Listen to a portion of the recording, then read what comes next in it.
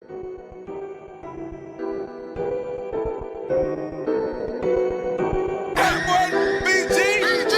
the way this young lead. Drinking on sir, can't sleep.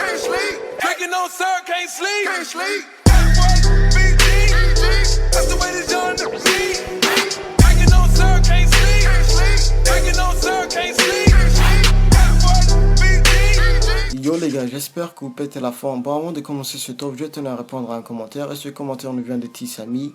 Et il me dit, ça serait cool de moi demander des pouces bleus. Et de plus te concentrer sur ta qualité. Car perso, j'ai mis un pouce rouge. Car ça me saoule un peu. Mais je continue à regarder tes vidéos. Et je like tout naturellement quand je trouve que c'est bon. Et bon, déjà, merci de tout le temps regarder mes vidéos. C'est cool de ta part. Et si je demande des pouces bleus, ben c'est parce que ma chaîne commence à stagner.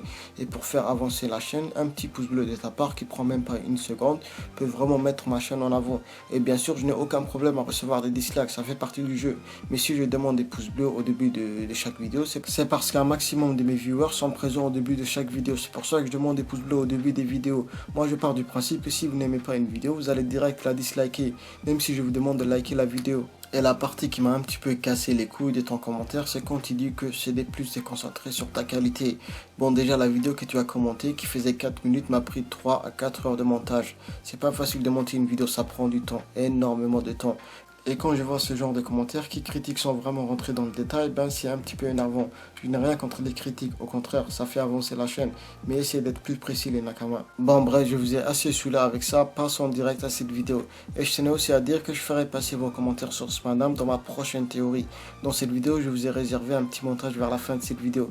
J'espère qu'elle va vous plaire. Bon, comme vous voyez au titre de cette vidéo, on va parler des combats qui vont se passer à la Tea Party. Et oui, pour moi, le plan de Capone Belge ne va pas fonctionner. Parce qu'on va pas se mentir, voir un Yoko mourir aussi facilement, je trouve ça très bête. Et je pense que la personne qui va stopper ce plan, c'est Katakuri. Grâce à son acquis de l'observation, il sera très vigilant. Et donc de ce fait, un combat va éclater entre les Migohara, V-Smoke contre Big Mom. Et donc je me suis dit, je vais vous donner les 5 possibles combats qui peuvent se produire à la Tea Party. Bon, on va commencer avec le premier combat. Le premier combat, c'est Nami contre Pudding. Bon, pour moi, ces deux personnages vont s'affronter. Parce que déjà, on a l'impression que les deux personnages ont une force à peu près égale. Et je ne vois pas quel autre personnage peut vraiment s'en charger d'elle. Pour ceux qui vont sous-estimer Nami, n'oubliez pas qu'on n'a pas vu de quoi elle est capable, vu qu'elle ne s'est pas battue sérieusement depuis le time skip. Et honnêtement, j'attends beaucoup d'elle. Le deuxième combat, c'est entre le père de V-Smoke et Big Mom. Ce combat va pour moi se produire après que le plan de Big Mom tombe à l'eau. Pour ceux qui ont oublié, Big Mom est prête à massacrer tous les V-Smoke pendant la cérémonie. Et bien sûr, ce plan va tomber à l'eau. Et c'est là que le père de V-Smoke va attaquer Big Mom. Et bien sûr, pour moi, sans grande surprise, Big Mom va le battre. À la troisième place, c'est Pedro versus Tamago. Et je pense que tout le monde est d'accord sur ce combat. Un combat entre eux va se produire. Et on nous a teasé il y a quelques chapitres de cela. Et je pense que ce combat va se produire à la Tea Party. Un combat entre deux anciens camarades. Et je pense que ce combat va être gagné par Pedro. À la deuxième place, c'est le combat entre Ishiji et Katakuri. Ah, ce combat, je l'attends avec impatience, frère. Ishiji qui a l'air d'être le plus fort de V-Smoke versus le personnage le plus fort après Big Mom. Ah, ça promet du lourd, frère. Et si on se fie à la théorie de Yoshimi sur ce combat, qui est une belle théorie d'ailleurs, je vous invite à aller visionner cette théorie. Ce combat promet du lourd. À la première place, c'est Sanji, Jinbei et Luffy versus Big Mom. Et oui, pour moi, c'est impossible que Luffy arrive à battre Big Mom à lui tout seul.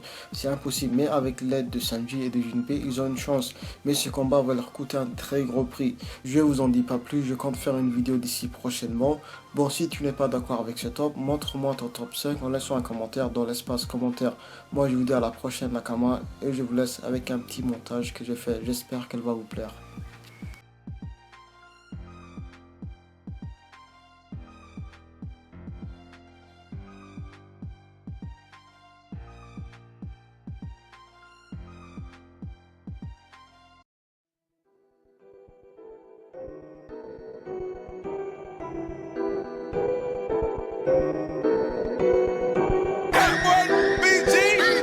That's the way this young lead. Drinking on sir, can't sleep. Drinking on sir, can't sleep.